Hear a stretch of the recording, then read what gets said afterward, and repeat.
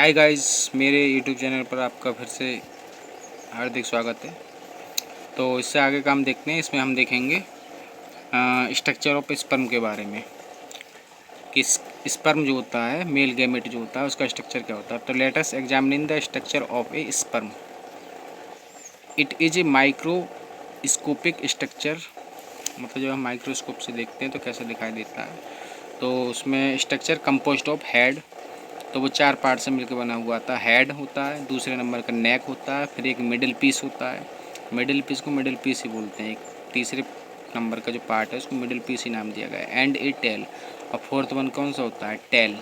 Figure 3.6 figure में ये दिखाया गया है। अब इसको डिटेल में देख लेंगे। ये प्लाज्मा मेम्ब्रेन जो होते हैं एनवलप्स करती है the whole body of the sperm की। स्पर्म चूँकि एक सेल ही तो है, भले ही हैप्लॉइड सेल है, तो उसी तरीके से प्लाज्मा मेम्ब्रेन तो होगी। तो प्लाज्मा मेम्ब्रेन होती है, सिंपल सी बात है, रटने की कोई ज़रूरत नहीं। The sperm head contains an एक इलोंगेटेड, स्पर्म का जो हेड जो होता है कंटेंस में क्या पाया जाता है, एक इलोंगेटेड हैप्लॉइड न्यूक्लियस, एक हैप्लॉइड न्यूक्लियस पाया जाता है।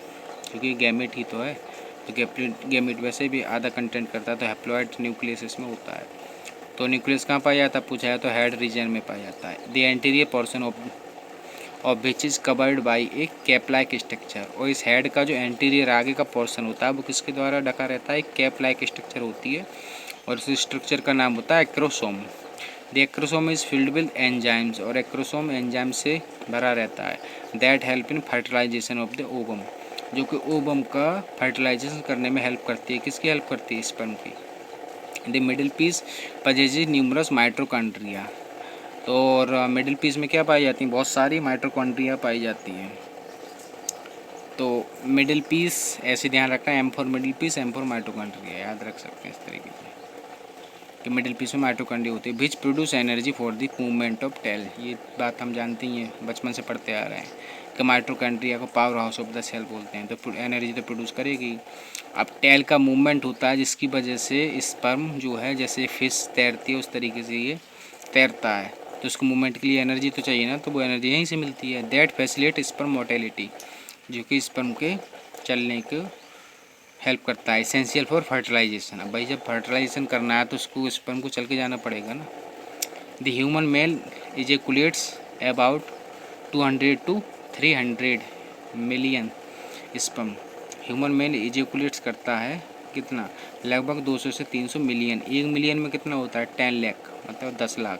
तो उसको 2000 से 3000 लाख भी पूछ सकते हैं, ये भी ध्यान रखना। ऑप्शन ऐसे भी आ सकता है, वैसे ज़्यादातर एनसीईआरटी की लाइन ही आती है, लेकिन फिर भी इतना तो जनरल पता ही होता है ना। 1 मिलियन में 10 लाख होता है, तो एक एक जीरो बढ़ा दो, तो 2000 से 3000 लाख लिखा हुआ है ये। ड्यूरिंग ए क्वाइटिस ऑफ विच, मतलब एक क्वाइटिस के समय, मतलब एक बार में कितना, 200 से 300 मिलियन स्पर्म होते हैं एक बार की इजैकुलेशन में। फॉर नॉर्मल फर्टिलिटी, अगर किसी का नॉर्मल फर्टिलिटी है तो।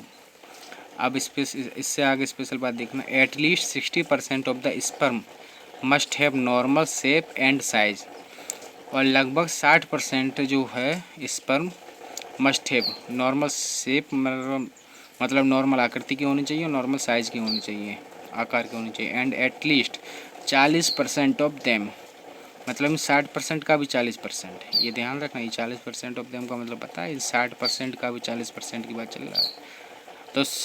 तो 40% of them must show decrease mortality, और 40% ऑफ देम बिग्रेस मोर्टेलिटी। वही मैं कह रहा हूँ, कहने का मतलब है जैसे जैसे सांप एंड सांपनी के कम से कम 60% बच्चे समान आकार एवं आकृति के सपोले, जबकि उन 60% का 40%, जैसे टोटल का 24% है। टोटल का पूछा है तो ताबड़तोड़ बल्लेबाजी करने वाले, दैट इज़ बिग्रेस, तेज़ी से चलने वाले सांपनी केवल 24% को ही नहीं खाती, याद के लिए। ये बस मैंने इसलिए बनाया, जैसे सुना जाता है ना कि जो है, जो सांपनी होती है, मतलब फीमेल स्नेक जो होता है, वो कुछ बच्चों को ही, मतलब जो ज़्यादा एक्टिव होते हैं उन्हीं को बाहर जाने देता है, एक लकीर खींचता है।